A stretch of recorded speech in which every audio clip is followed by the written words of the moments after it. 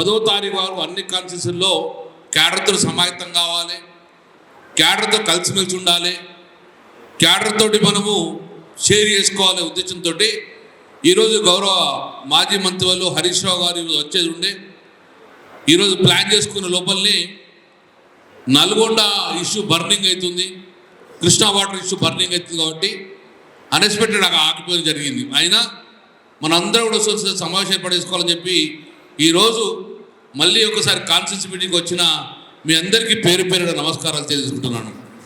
గౌరవనీయులు మాజీ పార్లమెంట్ సభ్యులు వినోద్ కుమార్ గారు, తేజస్ అకాడమీ స్థాపించిన 12 సంవత్సరంలో 1918 డిఫెన్స్ ఉద్యోగాలతో పాటు ఇంటర్లో రాష్ట్ర స్థాయి మార్కులు సాధించి తెలంగాణ నెంబర్ 1 గా నిలిచిన తేజస్ రేపు రాబోయే కాలంలో తప్పక కరీంనగర్లో ఎట్లయితే మనం ఛాలెంజ్ చేసుకొని గెలిపించుకున్నాము, కరీంనగర్లో కాన్స్టిట్యూన్సీ మనం ఇష్టంగా పనిచేయలే, కష్టంగా పనిచేయలే, కసిగా పనిచేసినాం.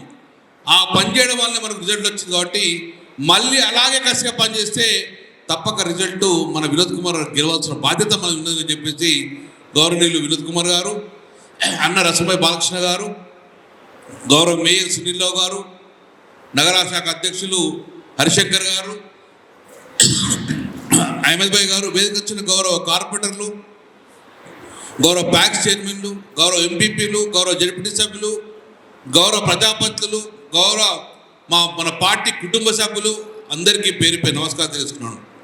సమావేశం స్టార్ట్ చేసుకుందాం, తక్కువ మంది మాట్లాడుకుందాం, కానీ చర్చ మాత్రం జరగాలి. ఎందుకంటే ఈరోజు రైతాంగం అంతా కూడా పరేషాన్లో ఉన్నారు.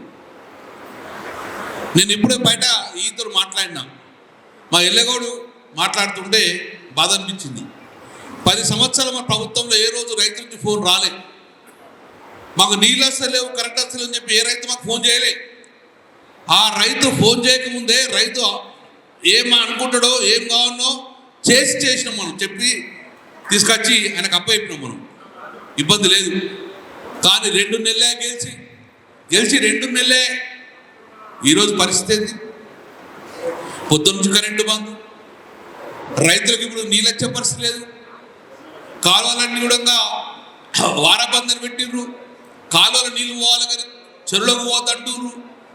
ఇది ఎక్కడిది? ఆరుతర పంటలు వేసుకోమంటారు, ఎక్కడిది ఇది? ఎటు పోవాలి రైతు?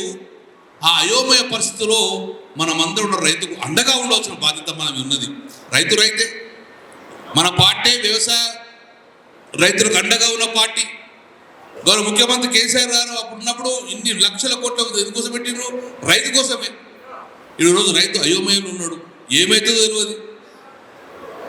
పత్తి పంట వేసుకోమని చెప్తున్నారు, మొక్కలు వేసుకోమని చెప్తారు, అవుతుందా? Is it possible? అందుకే రైతాంగానికి మనం అండగా ఉండాలని ఒక తీర్మానం చేసుకొని వచ్చే ఈ 10వ తారీఖు నుంచి మళ్ళీ 3వ విడత నీళ్ళు ఇస్తారు. ఆ 3వ విడత నీళ్ళలో ఇప్పుడే హెచ్చరిస్తున్నాం అధికారులకు, ప్రతి తూములో పనిచేయండి, కుంటలు నింపండి.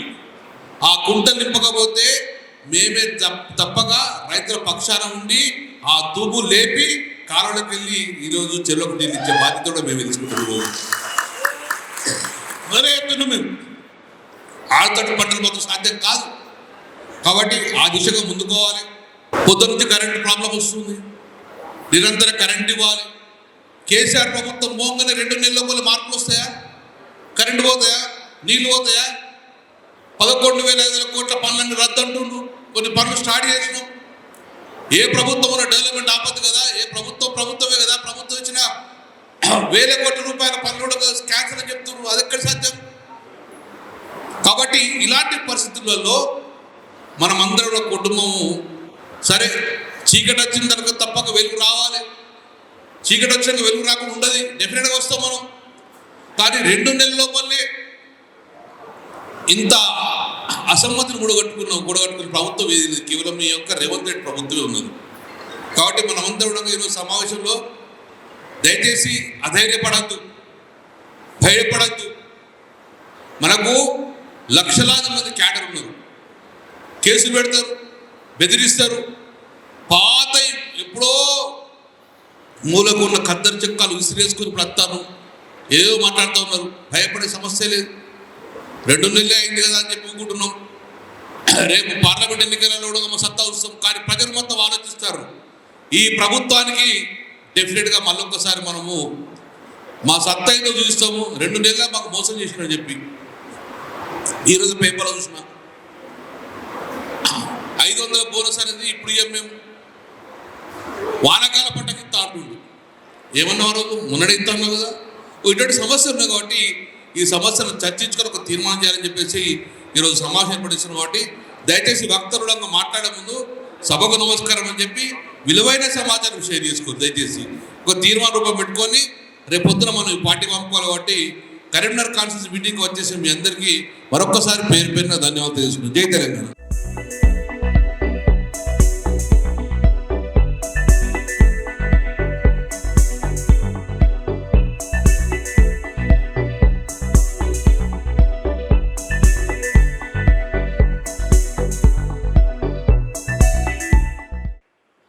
ఒక ఉద్యమ నేత తెలంగాణ ఒక ప్రత్యేక రాష్ట్రాన్ని సాధించి 10 సంవత్సరాలు తెలంగాణ రాష్ట్రాన్ని ఒక ముఖ్యమంత్రి హోదాలో ఉంటూ అభివృద్ధి చేసినటువంటి వ్యక్తి కేసీఆర్ గారి పైన చాలా దుర్మార్గంగా పదజాలం ఉపయోగించిన విషయం మనకందరికి తెలుసు. బాధేసింది మనకందరికి కూడా. రండా అనేటువంటి పదానికి అర్థం తెలుసా తెలియదా రేవంత్ రెడ్డి గారికి నాకు తెలియదు.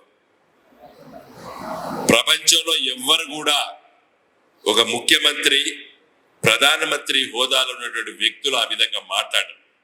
గౌరవ ముఖ్యమంత్రిగా ఆ హోదాలో ఉన్నటువంటి వ్యక్తి ఎవరు కూడా ఆ విధంగా మాట్లాడరు. కేసీఆర్ గారు ఒక ఉద్యమ నేతగా ప్రజల్ని కదిలించడానికి చాలా సందర్భాల్లో ఉచ్చరించినటువంటి పదజాలలో కూడా అంత హీనంగా ఎప్పుడు కూడా మరి కేసీఆర్ గారు కూడా మాట్లాడలేదు. ముఖ్యమంత్రి అయిన తర్వాత కేసీఆర్ గారి మాట తీరు మీకు అందరికి తెలుసు. మన ఎన్నికల్లో ప్రచారం లోపల కేసీఆర్ గారు వాడి వేడి అవుపడుతుందని చెప్పి మీడియా ప్రపంచం కూడా చెప్పింది. ఆయన మర్యాద పూర్వకంగా మాట్లాడాడు. మొన్న దాదాపు 100 పబ్లిక్ మీటింగ్ లో కేసీఆర్ గారు మాట్లాడారు.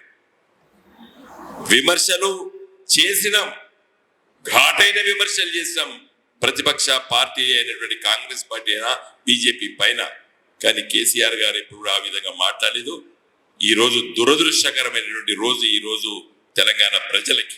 సరే, ఏదేమైనప్పటికీ కూడా దానిపైన కృష్ణా గోదావరి నదీ జలాల పంపకాల పైన, నీళ్ల పైన, కృష్ణా రివర్ ఏదైతే బోర్డు విభజన చట్టంలో చెప్పిన దానికి సంపూర్ణమైనటువంటి అధికారాలు ఇచ్చే విధంగా ఈ ముఖ్యమంత్రి రేవంత్ రెడ్డి గారు తీసుకున్నటువంటి నిర్ణయానికి వ్యతిరేకంగా కార్యకలాపాలు కూడా చేయాలని చెప్పి ముఖ్యమంత్రి గారు చెప్పడం వల్ల ఇలా హరీష్ గారు రాలేదు.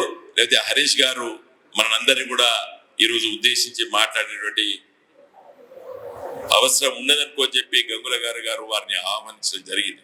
ఉద్యమ పార్టీగా రాష్ట్రాన్ని సాధించినము. ముఖ్యమంత్రిగా కేసీఆర్ గారు మరొక హోదాలో ఈ రాష్ట్రాన్ని అభివృద్ధి చేస్తున్నటువంటి సమయంలో నిజంగా ఎంతైతే ఆదరణ మన పార్టీ కార్యకర్తలకు ఇవ్వాలో, నాయకులకు ఇవ్వాలో ఇయ్యలకే పోయినామనేది కూడా అనుకోవడంలో తప్పు లేదు.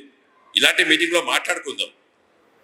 నేను భారత కమ్యూనిస్ట్ పార్టీలో పనిచేసేటువంటి ఒక 20-30 ఏళ్ళు పనిచేసే సందర్భంలో చాలా వాడివేడిగా చర్చలు జరిగేది. ఆ చర్చలు వ్యక్తిగత దూషణలకు ఉండకపోయేది. గట్టిగా మాట్లాడుకునేది. హాలకెళ్ళి బయటకు వచ్చినామంటే మళ్ళీ కలిసి ఉండేది. అది కేంద్రీకృత ప్రజాస్వామ్యం వ్యవస్థ అక్కడ.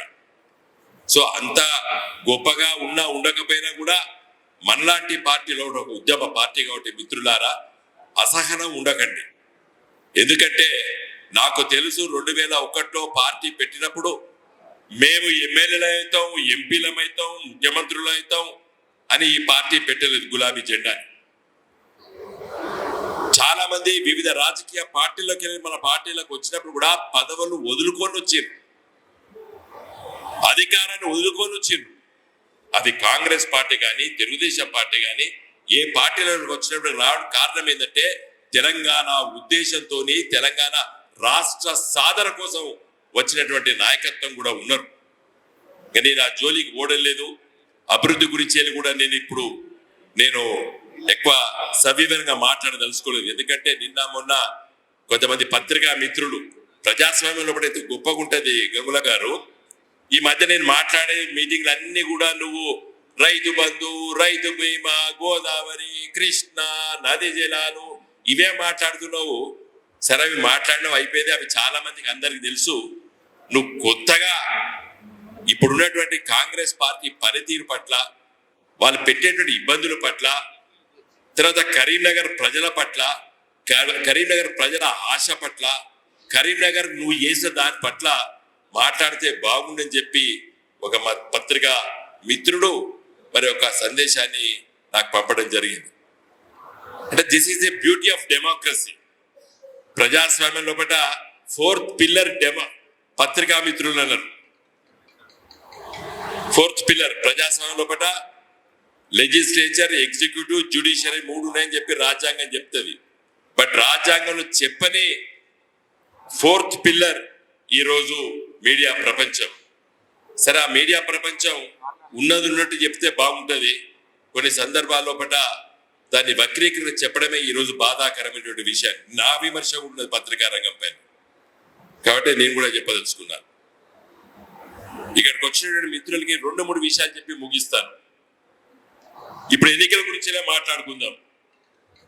ఇప్పుడు మన ఎన్నికల్లో, పార్లమెంట్ ఎన్నికలు అసలు బీఆర్ఎస్ పార్టీకి అవసరమా? మొదటి ప్రశ్న. ఓడిపోయారు కదా, రాష్ట్రంలో మీ ప్రభుత్వం లేదు కదా, మరి కేంద్రంలో బీజేపీ ఉంది కదా, రాష్ట్రంలో కాంగ్రెస్ పార్టీ ఉంది కదా, మీకెందుకా అని ప్రశ్న వస్తుంది. ప్రశ్న మనమే వేసుకుందాం, జవాబు కూడా చెప్పుకుందాం. మనం ఇలా బీజేపీ పార్టీ కేంద్రంలో అధికారంలో ఉన్నది. మన నియోజకవర్గానికే చూద్దాం. మోడీ గారు ప్రధానమంత్రిగా ఉన్నాడు బీజేపీ నుండి, బండి సంజయ్ గారు బీజేపీ నుండి ఎంపీ ఉన్నాడు. 10 సంవత్సరాల మోడీ గారు ప్రధానమంత్రిగా ఉన్నారు బీజేపీ నుండి. 5 సంవత్సరాలు మన పార్టీ నుండి గెలిచినటువంటి వినోద్ కుమార్ 5 సంవత్సరాలు ఎంపీ ఉన్నాడు. 5 సంవత్సరాలు బీజేపీ నుండి గెలిచినటువంటి బండి సంజయ్ ఉన్నాడు.